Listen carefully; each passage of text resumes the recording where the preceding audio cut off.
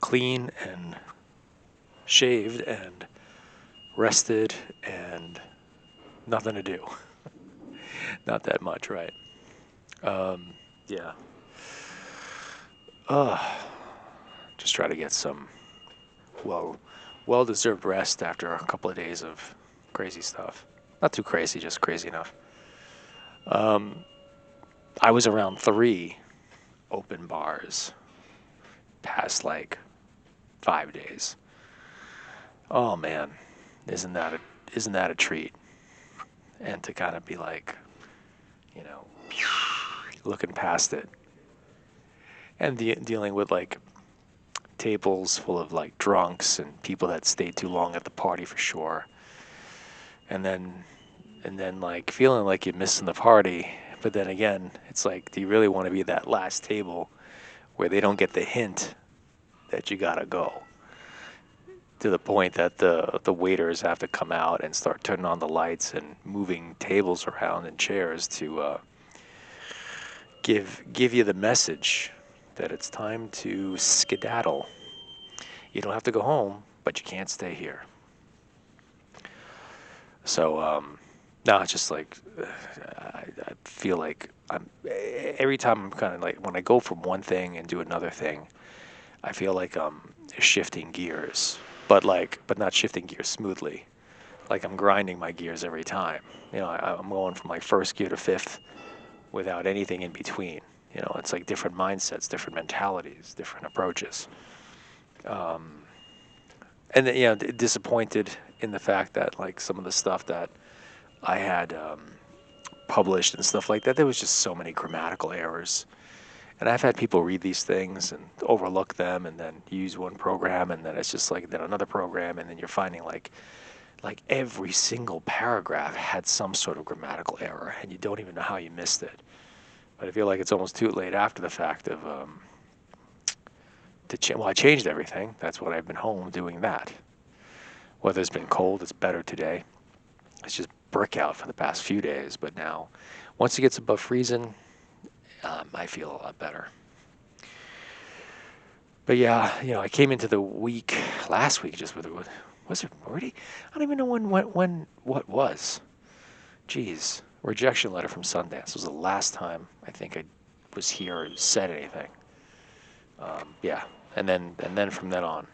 Um, so now trying to find like agents and publishers for other work, correcting old work, reframing, rehashing stuff, which I've already done before to some. They're still doing construction here. Do you hear that? It's like they're moving furniture.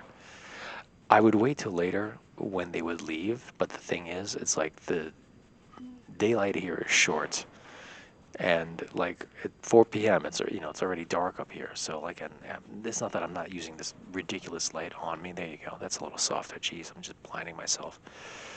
But you can see it's getting grayer and darker out there.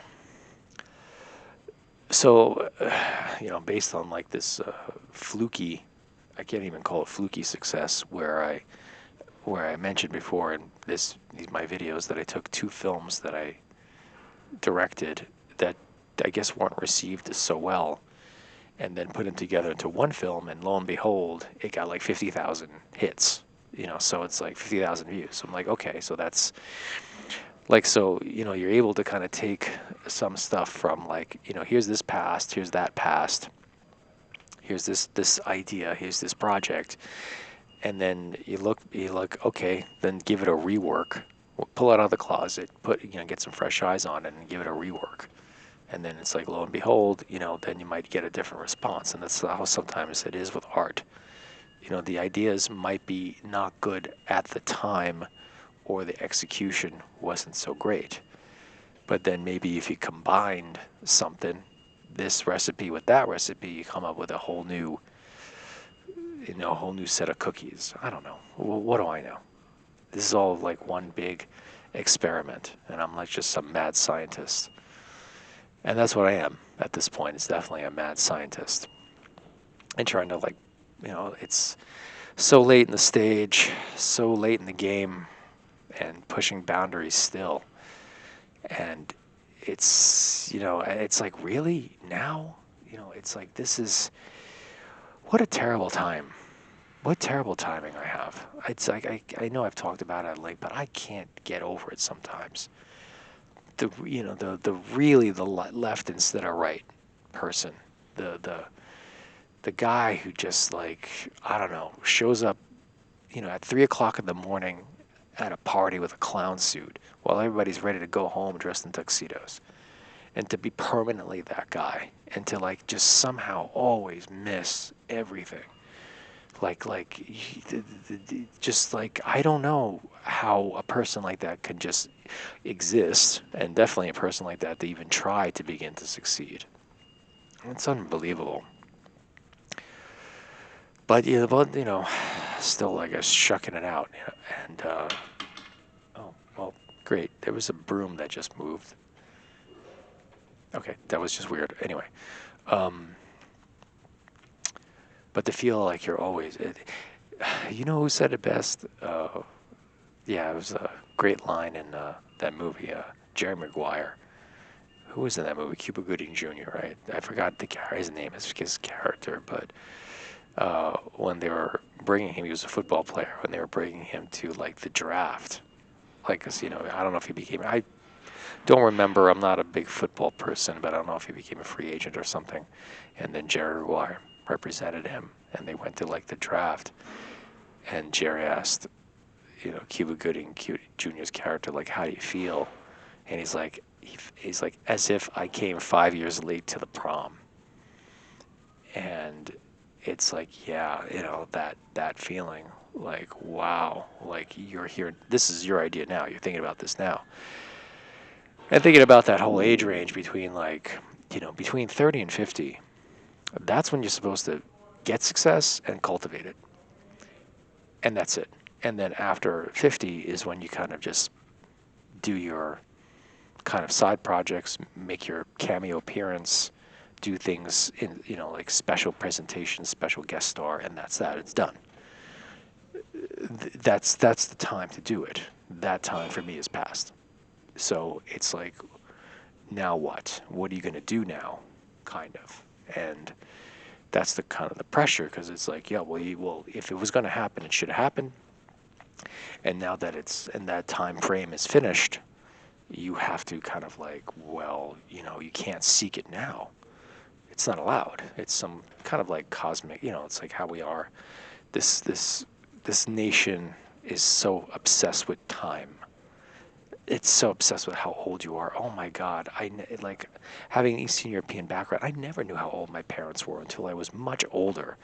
And then even then they weren't forthcoming with the information. They're like, what does it matter to you how old I am? I'm your father, for crying out loud.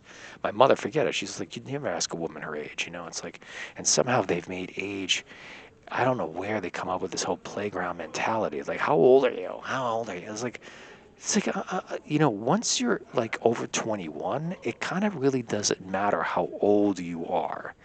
Either after you're older than 21, it's like you're 21 and older until you're dead. It's like that's it. It's the milestone birthdays, all this stuff.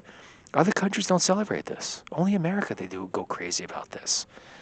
Yeah, it's insane. Where and then they determine, they see your age, like the same thing with the art stuff. I hate what they do with this stuff. Like they advertise how old the artist is. What are you, crazy? I'd never want that to happen, because it's like they'll have like the show, and then they'll put the letter B with a period behind it, which means your born year, and then the year. And I'm like, that's atrocious to me. If anyone ever does that to me, I'm going to break their freaking hands. Don't ever do that to me. That's just rude. What the hell does it matter to you? Who does it matter to anybody? Oh, it's like, oh, he was born that year. Like, and then you do these calculations in your brain, like, oh, okay, well, he's here. Don't do that. Don't do that to people. It's ageist. It's always been ageist. This country is very ageist. And it's even more ageist now because it's trying not to be ageist. So we don't even know, like, we invented ageism, and now we're trying to go back against ageism, and now we kind of brought all that ageism into the light more so than it should have been. It's supposed to not even be mentioned, and we turn something unmentionable into something mentionable. Which is basically a rude question.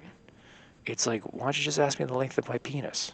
Like, where's the line then? All right, anyway, well, I filled up this time. I don't even know what I'm even talking about anymore. But anyway, all right.